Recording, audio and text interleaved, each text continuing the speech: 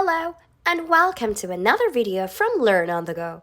This video will teach you about procedure writing. Let's get started. What is a procedure? A procedure tells you how to do something.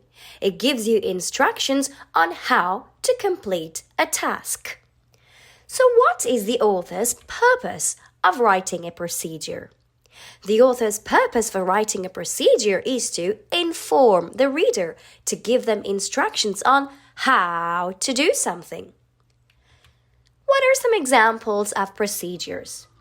Like I said before, a procedure tells you how to do something. Some examples are recipes. An example of a recipe is how to make pizza, how to bake a cake.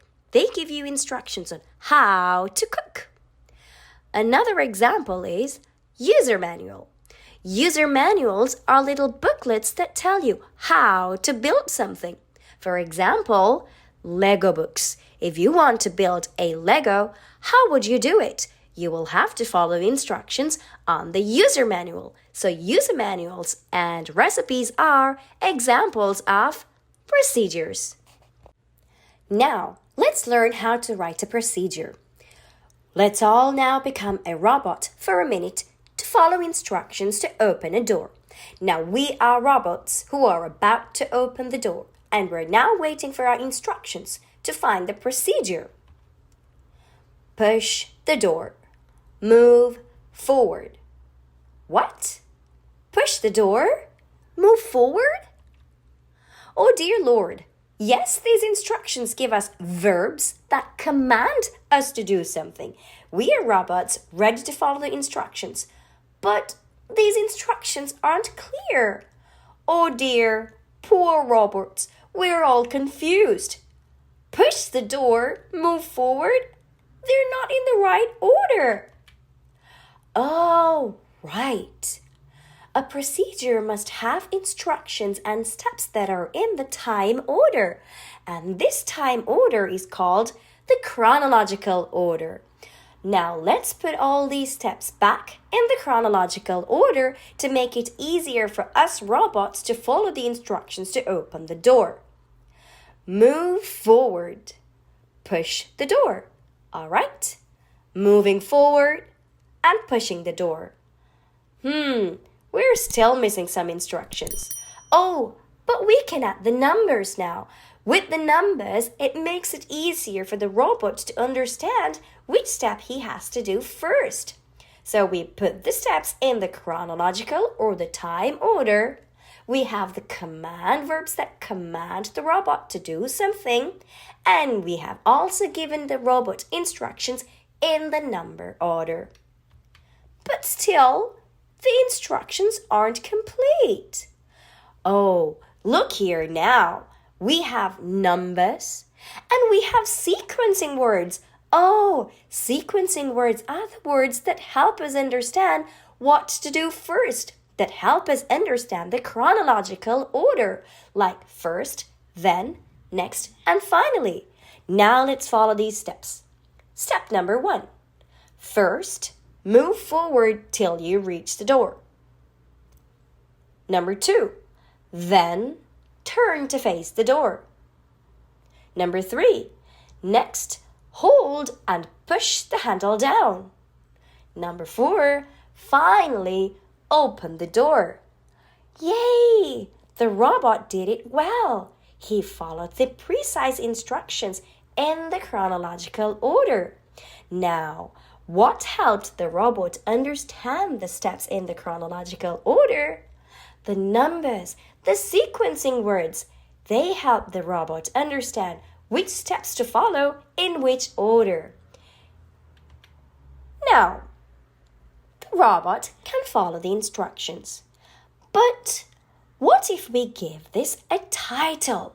As soon as the robot sees the title, he can understand that he's going to open the door. How to open a door. The title helps the robot or the reader to understand at a glance what they are going to do.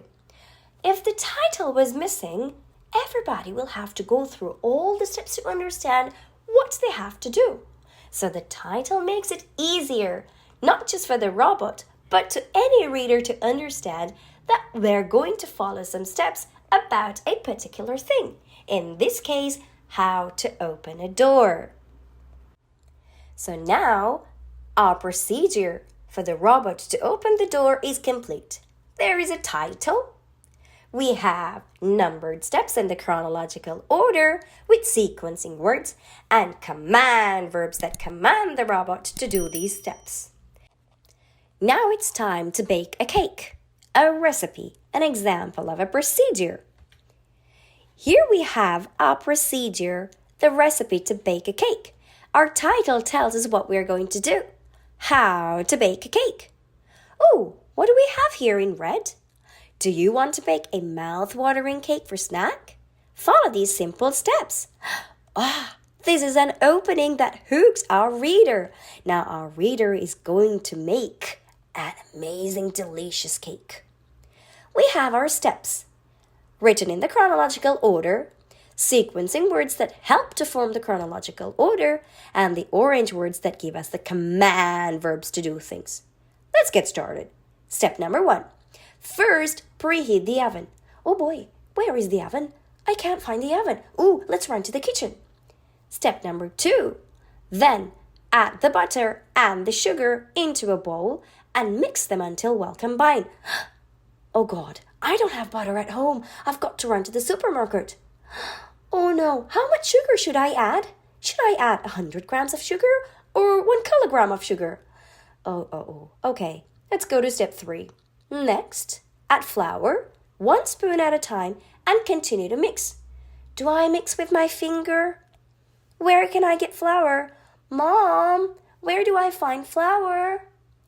Step number 4. While adding the flour, crack the eggs 1 at a time and mix again. Crack the eggs. Maybe 200 eggs maybe. But where can I find the eggs? We don't have any eggs at home. I've got to run to the supermarket again for the second time. First butter, now eggs. Step number 5. After that, transfer the mixture into the baking tray. Baking tray? Oh, right, in the kitchen inside the oven. Okay, let me go run and grab it. Step number 6. Finally, place the tray in the oven and bake for 20 to 30 minutes. Oh dear, we have a title, we have our steps in the chronological order, but every time they had something new, I had to run to fetch it. This wasn't a complete procedure writing. Now take a look at this. They've added the materials and the ingredients. Now I don't have to run each time they mention a material or an ingredient because they gave the list of materials right at the top. Before I get started now, I can gather all my materials and ingredients. Materials are the tools that we use and ingredients are the food products that we use. Written with the right quantity. Ingredients: 500 grams of sugar, 500 grams of flour, 500 grams of butter, and 4 eggs. Ooh, now it's clear.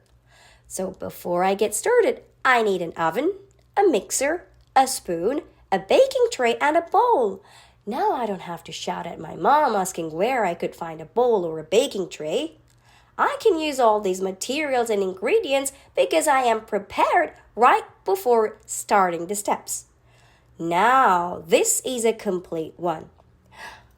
What if our reader does not know a word in the steps? That's why we're giving them pictures. Pictures help readers understand the steps clearly and better. Look at these pictures. We have an oven. Then in the second picture, we add butter and sugar into a bowl. Then we add flour and 1 egg at a time. Then we transfer the mixture into the baking tray and bake it in the oven.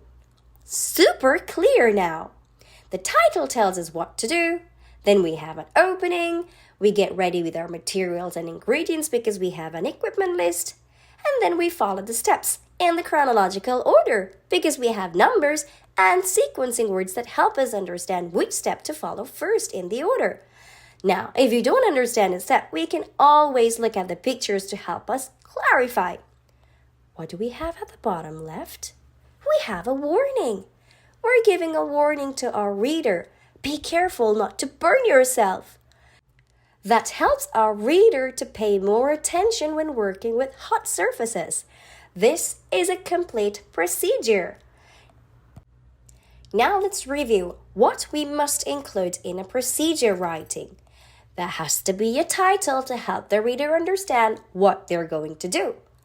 How to bake a cake. Equipment list that helps the reader to get ready and prepared with everything before he gets started. That way he doesn't have to run around looking for things that he needs every time something new is mentioned on a step. Numbered step, written in the chronological order, using sequencing words, and command verbs that help us find what we have to do. Pictures that help the reader understand better if they find a step quite doubtful. And a warning that helps the reader to be prepared for safety. That is our complete procedure. Now you know what you have to have when writing a procedure. Now pause the video and see what's missing in this procedure. Oh boy, again, the robot will get stuck.